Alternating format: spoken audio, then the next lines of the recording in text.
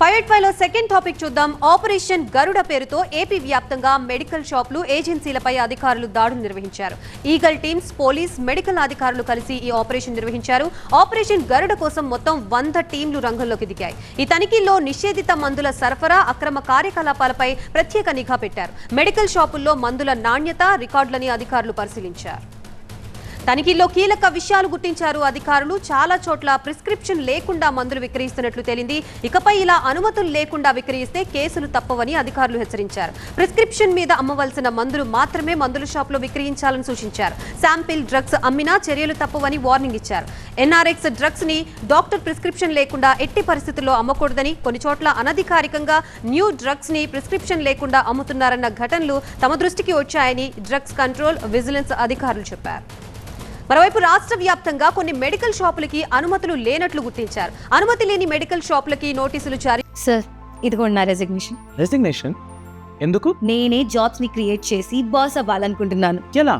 Boss వాలా be the boss చేశారు. వివిధ మందుల కంపెనీల ప్రతినిధులు ఇచ్చే తాయిలాలకి కకృతిపడి రోగులకి అవసరం లేకున్నా ఆయా మందుల్ని అంటగడుతున్నారు.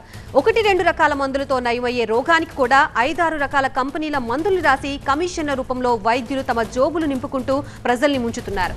ఇలా మెడికల్ మాఫియాపై కూడా అధికారులు ప్రత్యేక నిఘా పెట్టారు. ప్రస్తుతం ఇదే అంశానికి సంబంధించి మనకి పూర్తి అప్డేట్స్ ఇవ్వడానికి మా ప్రతినిధి శివకుమార్ సిద్ధంగా ఉన్నారు. శివకుమార్, చెప్పండి, అసలు ఈ ఆపరేషన్ గరుడ అంటే ఏంటి, దీనికి మోటివ్ ఏంటి? ఆంధ్రప్రదేశ్లో ఆపరేషన్ గరుడ దాడులు ఇప్పుడు కలకలం రేపుతున్నాయని చెప్పుకోవచ్చు. ఆంధ్రప్రదేశ్ డీజీపీ ఆదేశాల మేరకు 100 మంది ఈ యొక్క దాడుల్లో పాల్గొని మొత్తం రాష్ట్ర వ్యాప్తంగా ఉన్నటువంటి అన్ని జిల్లాల్లో మెడికల్ షాపుల మీద అయితే ఈ దాడులు చేస్తూ ఉన్నారు. ప్రధానంగా ఈ ఆపరేషన్ గరుడ అనేది ఒక పేరు పెట్టుకొని ఇప్పుడు ఈ దాడులు కొనసాగిస్తూ ఉన్నారు. రాష్ట్ర ప్రభుత్వం ఇప్పటికే గంజాయి లాంటి డ్రగ్స్ వంటి మాదక ద్రవ్యాలను నిషేధం చేపట్టాలనే విధంగా ఇప్పుడు ఆపరేషన్ గరుడ పేరుతో అయితే రాష్ట్ర వ్యాప్తంగా ఈ దాడులు చేపడుతూ ఉంది. దీనిలో భాగంగానే ఉదయం నుంచి కూడా ఈ దాడులు కొనసాగుతూ ఉన్నాయి. విజయవాడలో ఉన్నటువంటి మెడికల్ షాపులతో పాటు జిల్లా వ్యాప్తంగా, ఇటు కృష్ణా జిల్లా, ఇటు ఎన్టీఆర్ జిల్లాతో పాటు రాష్ట్ర వ్యాప్తంగా ఉన్నటువంటి అన్ని జిల్లాల్లో కూడా మెడికల్ షాపుల మీద దాడులు చేపడుతూ ఉన్నారు. డాక్టర్ ఇచ్చినటువంటి అనుమతి స్లిప్ లేకుండా కనుక ఎక్కడైనా మెడికల్ షాప్లో ఈ యొక్క మెడిసిన్ కనుక విక్రయిస్తే వారి మీద చర్యలు తీసుకునే విధంగా ఈ దాడులు కొనసాగుతూ ఉన్నాయి. ఈరోజు ఉదయం నుంచి జరిపినటువంటి ఈ దాడుల్లో అనుమతులు లేకుండా విక్రయాలు చేపడుతున్నట్లుగా కూడా అధికారులు గుర్తించి ఇప్పటికే నోటీసులు జారీ చేశారు.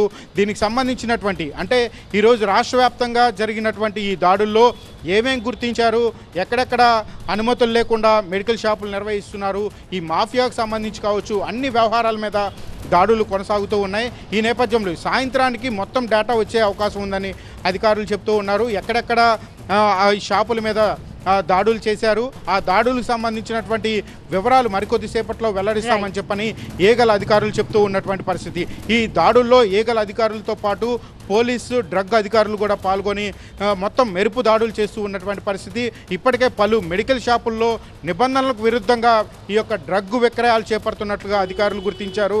ఆ డ్రగ్ ఎక్కడి నుంచి తీసుకొస్తున్నారు, ఎవరికి సప్లై చేస్తున్నారు అన్న దాని మీద కూడా ప్రస్తుతం అయితే దర్యాప్తు జరుగుతున్నటువంటి పరిస్థితులు కనపడుతున్నాయి.